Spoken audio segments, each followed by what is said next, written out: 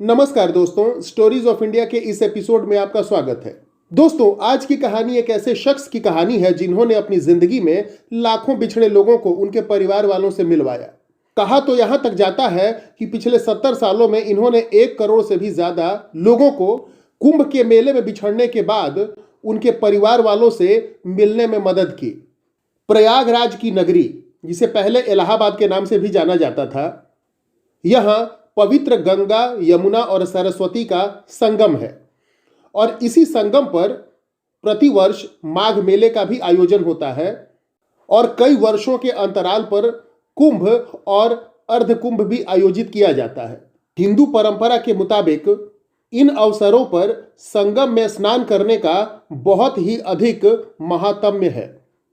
संगम तट पर जहां लोग आत्मा की शुद्धि के लिए पवित्र स्नान करते हैं, वहीं बच्चों और बुजुर्गों का परिवार से बिछड़ना एक बहुत बड़ी त्रासदी भी रही है। लेकिन इस त्रासदी से निपटने में लाखों लाख लोगों की मदद करने वाले इस शख्स को लोग भूले भटके बाबा या भूले भटके तिवारी के नाम से जानते हैं। अपनों से बिछड़े लोग जब इनकी मदद से परिवार वालों से मिलते हैं तो तिवारी जी के रूप में उनको ईश्वर दिखाई देता है। इन भूले भटके बाबा का वास्तविक नाम है राजा राम तिवारी और कुछ वर्ष पहले ही इनका निधन हो चुका है। लेकिन इन्होंने अपनी जिंदगी के 70 सुनहरे वर्ष इंसानियत की महान सेवा करने में बिता दी। बात करें राजा राम तिवारी या भूले भटके बाबा के इस मिशन की शुरुआत की तो साल 1946 का वाकया है, यानी आज़ादी से ठीक 1 साल पहले।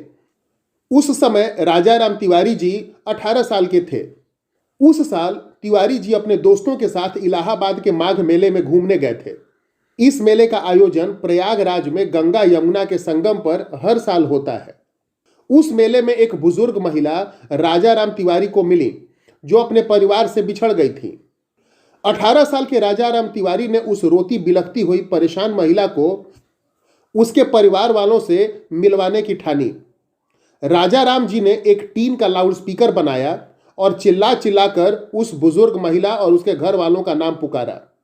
3 घंटे की मशक्कत के बाद तिवारी जी उस महिला के बिछड़े साथियों को ढूंढ पाए।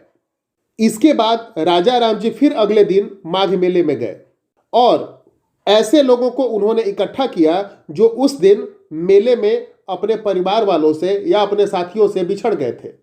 राजा राम जी ने ऐसे लोगों को अपने साथ लिया और हाथ में टीन की माइक थामे मेले में घूमते रहे और 800 से ज्यादा भूले भटके लोगों को उस दिन उनके परिवार वालों से या फिर उनके सगे संबंधियों से मिलवाया। फिर तो 1946 में जो यह सिलसिला शुरू हुआ, 2016 में 88 साल की उम्र में राजा राम जी की मृत्यु के बाद आज तक यह सिलसिला जारी है। राजा राम तिवारी जी ने भारतीय सेवा संघ नामक एक संगठन बनाया जो कुंभ, अर्धकुंभ और माघ मेलों में भूले भटके शिविर लगाती है। राजा राम तिवारी की मृत्यु के बाद उनके पुत्र उमेश तिवारी अपने पिता के काम को आगे बढ़ा रहे हैं।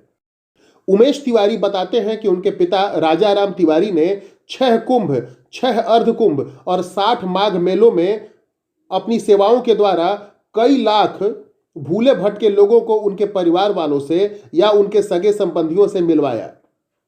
उमेश तिवारी का कहना है कि बिछड़ों को मिलवाने में उनके पिता लगभग 100% सफल रहे हैं।